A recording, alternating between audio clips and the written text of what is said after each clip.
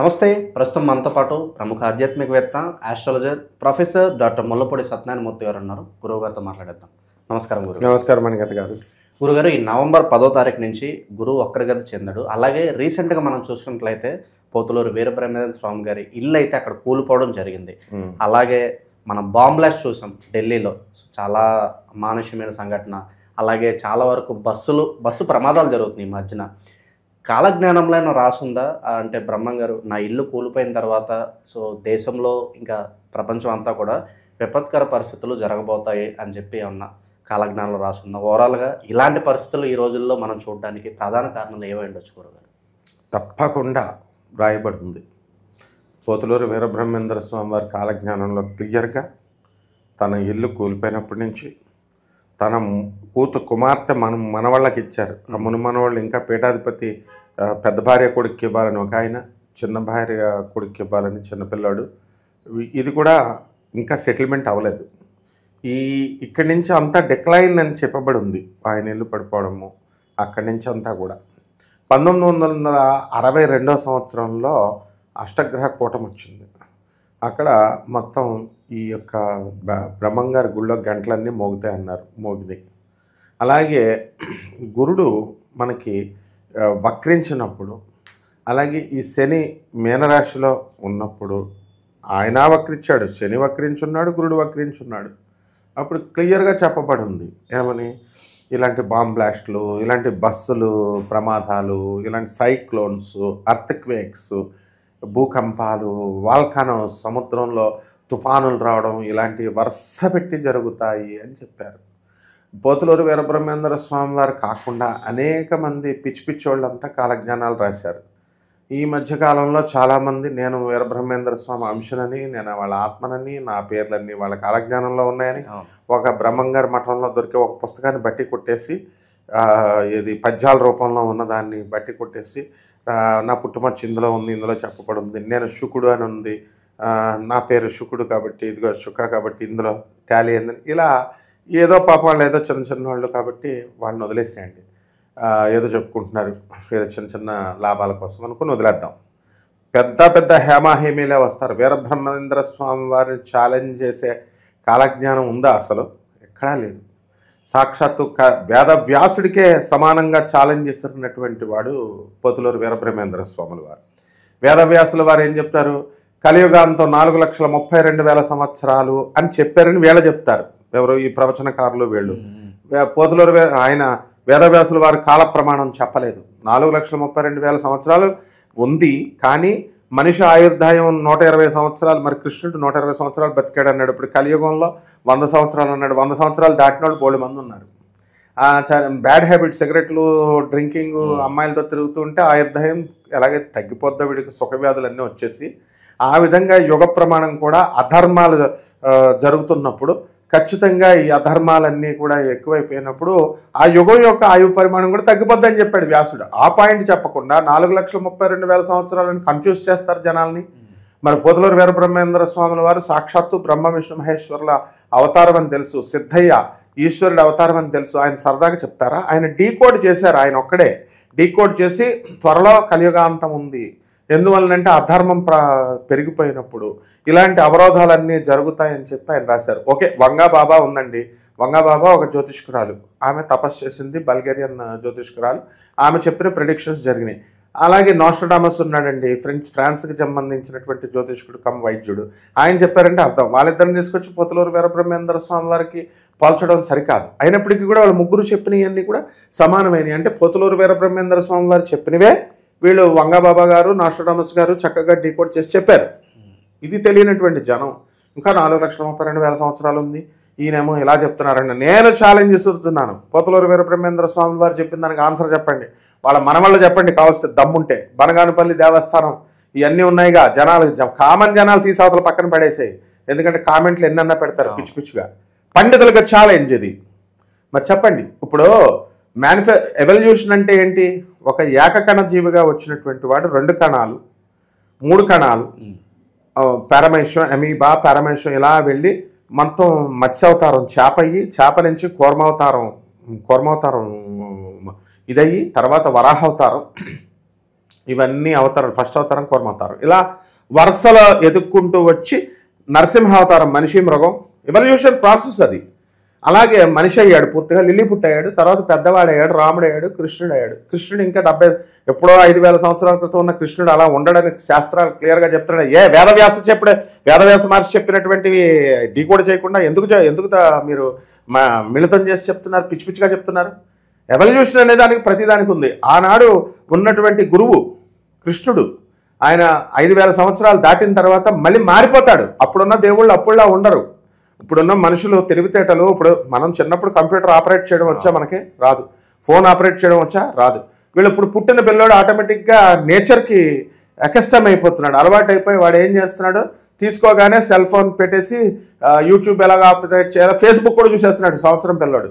అంటే ప్రకృతి energy revolution, ఇది ఎనర్జీ మారిపోయింది. ఈ ప్లానెట్టే ఎవాల్వ్ అయిపోయింది.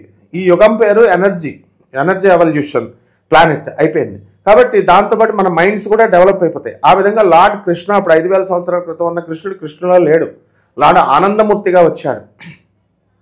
అందువల్లనే సాక్షాత్తు ఆయన ఇచ్చినటువంటి శంబాలా నగరం ఆనందనగరాన్ని చూపిస్తున్నారు. అలాగే ఫాసిల్స్ అంటే డెఫినేషన్ తెలియదు వీళ్ళకి.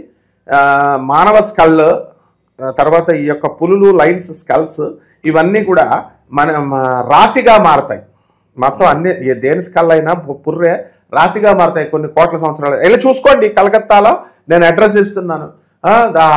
తర్వాత లేక్ గార్డెన్స్లో ఆనందమూర్తి గారి క్వార్టర్స్లో ఉంది.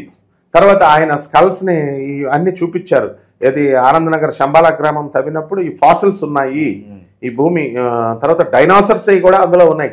సెంట్రల్ గవర్నమెంట్కే తెలుసు, సిబిఐకి తెలుసు, లేక్ గార్డెన్స్లో ఉన్నాయి కంపల్సరీ. అది మ్యూజియం, అది ఇవన్నీ చెప్పరు. తర్వాత నెక్స్ట్ ఇది ఒక్క పాయింట్ పట్టుకొని 4,32,000 మాకు తెలియదు, మరి మేము చదువుకోలేదు, ప్రొఫెసర్లం మేము చెప్పింది వినండి అంతే.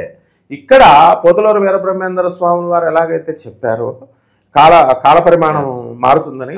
కమాన్, నేను అడిగే ప్రశ్నకి చెప్పండి. ఏకకణ జీవి నుంచి మల్టీ సెల్యులార్గా వెళ్ళింది ఒకేసారి క్రమేపీ అవుతున్నాడు. ఒక కాళ్ళు ఉన్నవాడు 2 కాళ్ళు వచ్చి, 2 కాళ్ళు ఉన్నవాడు చతుష్పాదాలు ఉన్నవాడు 2 పాదాలుగా వెళ్ళి అలా అలా అలా సృష్టి వస్తుంది కదా, ఒక క్రమం ఉంది. ఇప్పుడు సత్యయుగం అంటున్నారు, సత్యయుగం తర్వాత త్రేతాయుగం అన్నారు. సత్యయుగంలో ధర్మం 4 పాదాల మీద నడుస్తున్నారు. తర్వాత త్రేతాయుగంలో 3 పాదాలు అన్నారు. తర్వాత మళ్ళీ ద్వాపరయుగంలో 2 పాదాలు అన్నారు. ఆ ద్వాపరయుగంలో 2 పాదాల నుంచి బ్యాక్కి కలియుగం 1 పాదం మీదకి వచ్చాం. 1 పాదం నుంచి 4 పాదాల దగ్గరికి ఎలా వెళ్తారండి ఇలా? 1 పాదం తర్వాత ఏం రావాలి, మళ్ళీ ఇంకోటి కాలక్రమేణ వచ్చినప్పుడు 2వ పాదం రావాలి. అంటే ఎక్కడికి వెళ్ళాలా? ద్వాపరయుగానికి వెళ్ళాలి. మళ్ళీ ద్వాపరయుగం తర్వాత మళ్ళీ 3 పాదాలు రావాలా. అంటే ఏం రావాలా? త్రేతాయుగం రావాలా. త్రేతాయుగం తర్వాత ఏం రావాలా? సత్యయుగం రావాలా. ఇది ప్రాసెస్, ఎవల్యూషన్ ప్రాసెస్. ఇది మీ ఇష్టం వచ్చినట్టు వ్యాసుల వారు చెప్పారు. వ్యాసుల వారి శిష్యుల మీరు, నేను వ్యాసుల వారి శిష్యుడిని, ఇక్రాల వేదవ్యాసు గారి శిష్యుడిని నేను. IAS చేశాడు, మీరు చేశారు IAS, PhD చేశాడు ఆయన, PhD చేశాడు ఆయన. మా గురువు గారు చెప్పారు కలియుగాంతం 1999 అయిపోతుంది నాయన ధర్మం. ఆయన ఏమైనా ఊరికనే చెప్పారా? రీసెర్చ్లు చేశారు. ఇప్పుడు ప్రతి ఒక్కరు నేను రీసెర్చ్ చేశాను పెట్టుకుంటున్నారు. ఆయన రీసెర్చ్ నిజంగా చేశాడు. ఆయన థీసిస్ మీద ఇచ్చినటువంటివి ఇవన్నీ. Is the great IAS officer ఆయన. ఆయన మరి ఏం చెప్పారు అక్కడ? కలియుగాంతం అయిపోయింది, కలియుగ ధర్మం అయిపోయింది, సత్యయుగ ధర్మం వచ్చేసిందని. బ్రహ్మకుమారీస్ కంటే గొప్పవాళ్ళయ్యా మీరు.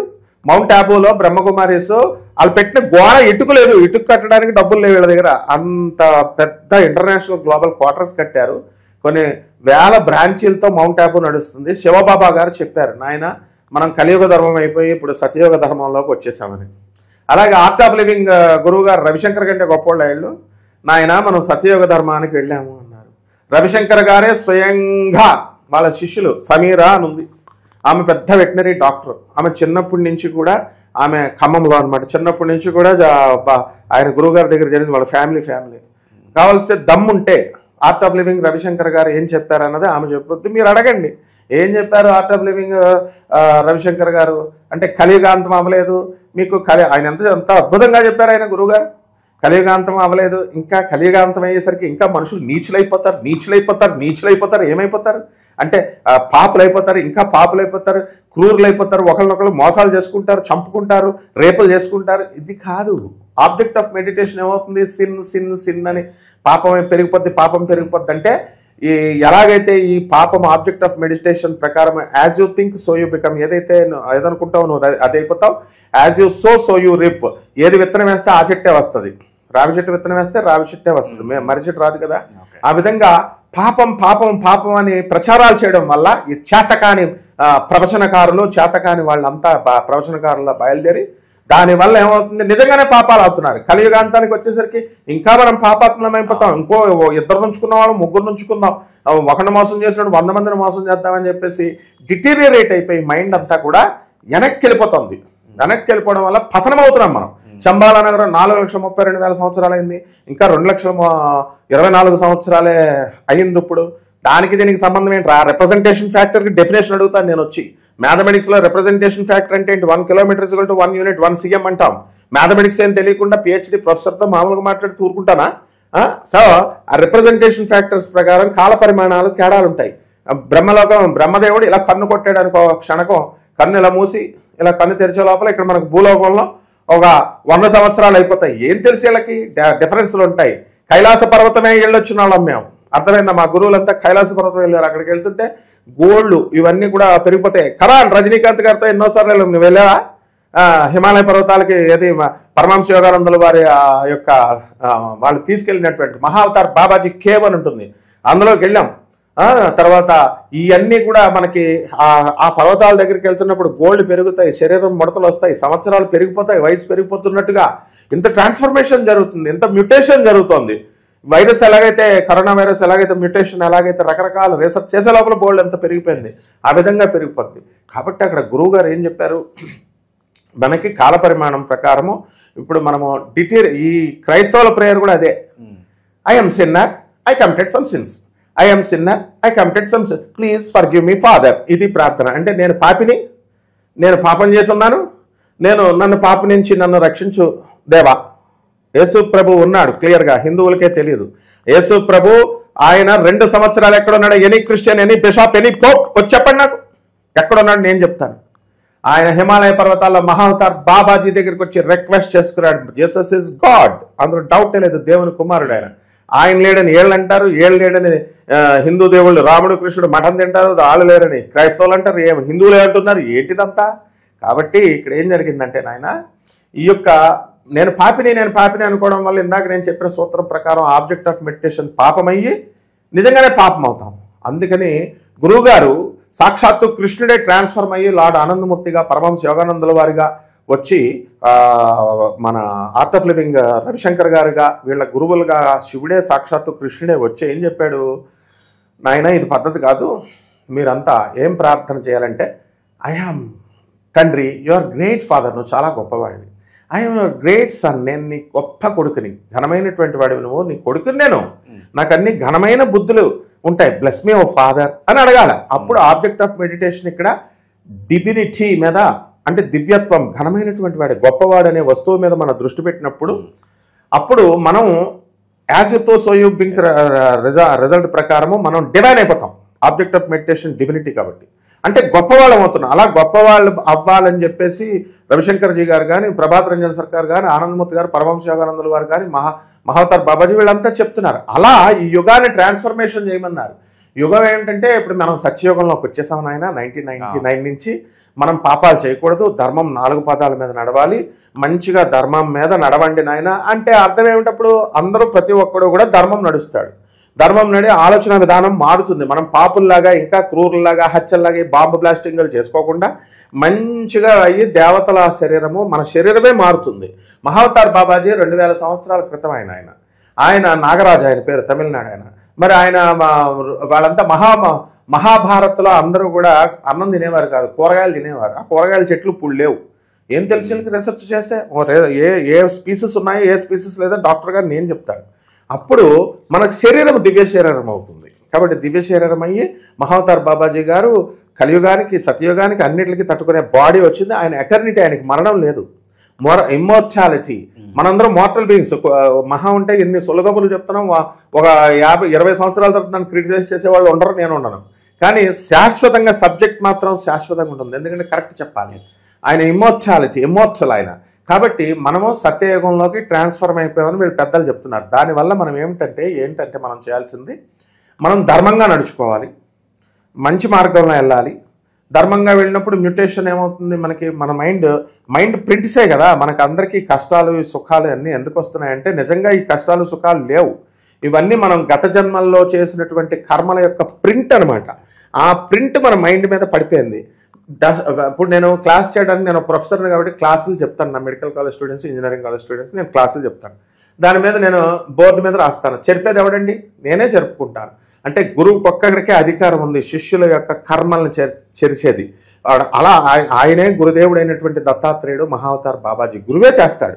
కాబట్టి ఇక్కడ ఏంటంటే మనం సత్యయోగంలోకి వచ్చాం. ఆర్ట్ ఆఫ్ లివింగ్ రవిశంకర్జీ గారు ఏం చెప్పారు, మనం ఇంకా కొంతమంది గురువులు అనుభవజ్ఞులైనటువంటి గురువులు మనం నాయన కలియుగం నుంచి మళ్ళీ ఒక పాదం నుంచి రెండో పాదంలోకి వచ్చాము, ద్వాపర యుగానికి వచ్చామన్నారు. ఇది అద్భుతమైనటువంటి ఫిలాసఫీ. 2 పాదాలకు వచ్చాం, తర్వాత 3 పాదాలకు వెళ్తాం. ఇదంతా వదిలేసేయండి. ఈ కాంట్రడిక్షన్స్ అన్ని అర్థం కావు, డీకోడ్ చేయాలి ఇవన్నీ. ఇకపోతే అదే విధంగా బ్రహ్మం గారు చెప్పినట్టుగా ఆయన ఇల్లు పడిపోయిన మరుక్షణం నుంచి అంతా కూడా భారతదేశంలోనే కాదు ప్రపంచంలోనే మార్పులు వస్తాయన్నారు. బస్సులు ఈ జరిగినాయాల బ్లాస్టింగ్ మొన్న రాజస్థాన్లో జరిగింది, ఇంకో చోట జరిగినాయి, ట్రిప్పర్ గుద్దేసి జరిగింది, తర్వాత ఇప్పుడు బాంబ్ బ్లాస్టింగ్ జరిగింది. గురుడు వక్రించాడు పోనే మనం అనుకుందాం. ఇంతకుముందు ఈ బాంబ్ బ్లాస్టింగ్లు ఇలాంటి పిచ్చి పిచ్చి తీవ్రవాద కార్యక్రమాలు ఎవరు చేశారు? చదువు సంజలు లేని వాళ్ళు చేసేవారు. ఇప్పుడు ఈ బాంబ్ బ్లాస్టింగ్లు అన్ని చేస్తే మహా చదువుకున్నటువంటి డాక్టర్స్ చేశారు. సయుద్దీన్ వీళ్ళంతా కూడా హైదరాబాద్కి చెందిన డాక్టర్స్, మిగతా లేడీ డాక్టర్ ఫాతిమా వీళ్ళందరూ వచ్చేసారు. సో చదువుకున్న వాళ్ళు ఎందుకు చేస్తారండి? గురుడు వక్రించాడు 10వ తేదీన. గురుడు అంటే విజ్ఞత కలిగినటువంటి వాడు, చదువుకున్నటువంటి వాడు. అది ఎన్నో తారీఖున జరిగిందండి? 10వ తేదీన జరిగింది. అది రవి గురుడు కలిస్తే ఏమవుతాయండి? ఆ తర్వాత శని ఎక్కడున్నాడండి? శని మీనరాశిలో వక్రించున్నాడు, గురుడు వక్రించాడు.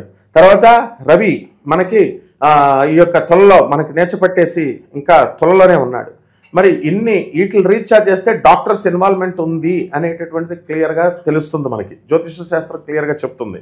పోతులూరి వీరబ్రహ్మేంద్ర స్వామి వారు క్లియర్గా చెప్పారు, బాంబ్ బ్లాస్ట్ జరుగుతుంది ఢిల్లీలో, రాజధానిలో, హస్తినాపూర్లో అని. డీకోడింగ్ చేసుకుని రాకపోతే ఆ తర్వాత బాంబ్ బ్లాస్ట్ జరిగింది. ఇక అర్త్క్వేక్స్ వచ్చినాయి మయనార్, థాయిలాండ్, బ్యాంకాక్, ఇటలీలో. ఆ తర్వాత నేపాల్లో ఏకంగా కూలిపోయింది, అర్త్క్వేక్ వచ్చింది. ఇంకేముంది కావాలా? అప్పుడు ఎప్పుడో పురాతనమైనటువంటి వదిలేసేయండి రీడింగ్స్. 9/11 అటాక్స్, ముంబై అటాక్స్ జరిగినాయి. దాన్ని తలపించే విధంగానే ప్రిన్సెస్ డయానా చేజ్ ఆమె హత్య, ఇవన్నీ కూడా వీళ్ళు చెప్పారు. నాస్ట్రాడమస్, వంగబాబా, పోతులూరు వీరబ్రహ్మేంద్ర స్వాముల వారు వీళ్ళంతా. కాబట్టి క్లియర్గా క్రిస్టల్ క్లియర్గా ఈ గురుడు వక్రించడం మూలాన మనకి ఇంకా 6 నెలలు వక్రిస్తాడు ఈ గురుడు. ఈ 6 నెలలు ఇంకా ఇలాంటి బోర్డు జరుగుతాయి. మనకి ఏంటంటే ఈ యొక్క ఇది అహ్మదాబాద్, ఇంకా కలకట్టా, ముంబై ఇలాంటి ప్లేసెస్ ఉన్నాయి కాబట్టి హైదరాబాద్ వాడే చేశాడు కాబట్టి ఇవన్నీ ఏమైనా ప్రమాదం ఉందేమో అనేసి పోలీసులు ఇంటెలిజెన్స్ అంతా చేశారు. అక్కడ I-20 కార్, అది కూడా కారు కూడా చూడు, 20 అంటే చంద్రుడు అనమాట. 2+0 2 చంద్రుడే చేస్తాడు ఇవన్నీ. బ్లాస్టింగ్ అయింది. బ్లాస్టింగ్ అయితే ఏమైంది, అక్కడ ఉన్నటువంటి ఆ రెడ్ ఫోర్ట్, సుభాష్ మార్గ్ అంటారు ఢిల్లీలో, మంచి బిజీ సెంటర్. విచిత్రం ఏంటంటే సోమవారం నాడు కలకత్తా లాంటి సిటీస్లో సెలవులు ఇచ్చేస్తాం కాబట్టి, హాలిడే కాబట్టి, వర్కింగ్ డే కాదు కాబట్టి ఇంకా తక్కువ జరిగింది. ఇంకా ఎక్కువ ప్రాణ నష్టం జరగాలి. దీని గురించి ఇంకా క్లారిఫికేషన్ కావలిస్తే కనుక మా గురువుగారు ఉన్నారు, నానాజీ పట్నాయక్ గారిని బ్రహ్మాండంగా గురుడు వక్రించారు. తర్వాత దానివల్ల జరిగింది ముందే చెప్పేశారు ఆయన. 3 రోజుల ముందే చెప్పేశారు. అంతటి మహాజ్ఞానం ఆయన. కాబట్టి మరి ఇలాగా ఇవన్నీ కూడా పోతులూరు వీరబ్రహ్మేంద్ర స్వామి వారి యొక్క కాలజ్ఞానంలో క్రిస్టల్ క్లియర్గా చెప్పబడినాయి. ఏ జ్యోతిష పండితుడైనా చెప్పగలరు, ఇది పెద్ద గొప్ప కాదు. మొత్తం మన టీం జ్యోతిష్కులంతా ఎప్పుడో చెప్పారు గురుడు వక్రించాడు కాబట్టి జాగ్రత్తగా ఉండాలని. కాబట్టి ప్రజలే తెలుసుకోవాలా. వీరబ్రహ్మేంద్ర స్వామి వారు చెప్పారు, నాయన కలియుగాంతం దగ్గరికి వచ్చింది, 2035 నుంచి మీకు డేంజర్ రా బాబు, మొత్తం అన్ని ప్రమాదాలు ఉన్నాయి. 1999 నుంచి కలియుగాంతం అంతమైపోయింది. సత్యయుగ ధర్మం మారింది. అంటే ప్రాణ నష్టం కాదు. వీళ్ళు ఏమనుకుంటారంటే పిచ్చోళ్ళు ప్రళయం అంటే ఒకటే అనుకుంటారు. పిచ్చోళ్ళు అందరూ వచ్చేసి ప్రవచనకారులాగా అందరూ చెప్పారు కదా, సాహిత్యంగా వాళ్ళంతా, సైన్స్ వాళ్ళు ఎవరు రాలేదు కదా ఇంతవరకు. వాళ్ళంతా ఏం చెప్తారు, ప్రళయం అంటే మొత్తం అందరూ కొట్టు చచ్చిపోవడం అనుకుంటారు. ఏం కాదు, పార్షియల్ ప్రళయం అని ఉంటుంది. తర్వాత టోటల్ పార్షియల్ గ్రహణము, పాక్షిక గ్రహణము, టోటల్ ఎక్లిప్స్ ఎట్లా ఉంటాయో టోటల్ ఈ యొక్క ప్రళయం కూడా ఉంటుంది. కాబట్టి ఈ ప్రళయము పాక్షికమైనటువంటిది. స్లోగా ప్రాణ నష్టం జరుగుద్ది. గురుదేవులైనటువంటి పోతులూరు వీరబ్రహ్మేంద్ర స్వామి వారిని ఎప్పుడు కూడా ఆయన చెప్పింది అక్షర సత్యం. వేదవ్యాస మహర్షి కూడా అదే చెప్పారు. ఏదైతే వేదవ్యాస మహర్షి చెప్పారో పోతులూరు వీరబ్రహ్మేంద్ర స్వామి వారు అదే చెప్పారు. బుద్ధి లేని గాడిదలు ఏం చెప్తారంటే, ఏమండి బ్రాహ్మణ ఆదిశంకరాచార్యుల గురించి చెప్పకుండా మీరు పోతులూరు వీరబ్రహ్మేంద్ర స్వామి గారికి చెప్పడం ఏంటండి బ్రాహ్మణ అయ్యండి అంటే, ఒరే నాయన కులాలు ఉండవురా బాబు. పోతులూరు వీరబ్రహ్మేంద్ర స్వామి గారు కానీ ఆదిశంకర్లు కానీ వేదవ్యాసుల గారు కానీ అంతా బ్రహ్మతత్వం గురువులు. వాళ్ళు చెప్పేది ఒకటే, ఇక నుంచి ప్రమాదాలు ఉన్నాయని. 2035 దగ్గరికి వెళ్ళే కొద్దీ ప్రమాదాలు అవుతాయి. ఆపండి, మీకు దమ్ముంటే న్యాయాలు చేయండి, ధర్మాలు చేయండి, దానాలు చేయండి. వికలాంగులకి, అనాథలకి, వాళ్ళకి పిల్లలకి అందరికీ దానం చేయండి, సాధువులకి. ఈ ప్రళయాలు ఆపేస్తాం. అంతేగాని పోలీస్ ప్రొటెక్షన్లు, పోలీస్ ఇవి ఇన్వెస్టిగేషన్ వాళ్ళ డ్యూటీలు వాళ్ళు చేస్తారు, వాళ్ళ జీతాలు తీసుకుంటున్నారు కాబట్టి పోలీసు వాళ్ళు ఏమవుతారు పాపం. కాబట్టి అప్పటికి the entire police department worked a lot. Amit Shah మెచ్చుకోవాలని, మోడీ గారిని మెచ్చుకోవాలా, బ్రహ్మాండంగా చేశారమ్మా. ఇది పోతులూరు వీరబ్రహ్మేంద్ర స్వామి ఆల్రెడీ చెప్పేశారమ్మా. తర్వాత మా నానాజీ కూడా చెప్పేశారమ్మా. అద్భుతమైన అనాలిసిస్ అందించారు. ధన్యవాదాలు. ధన్యవాదాలు.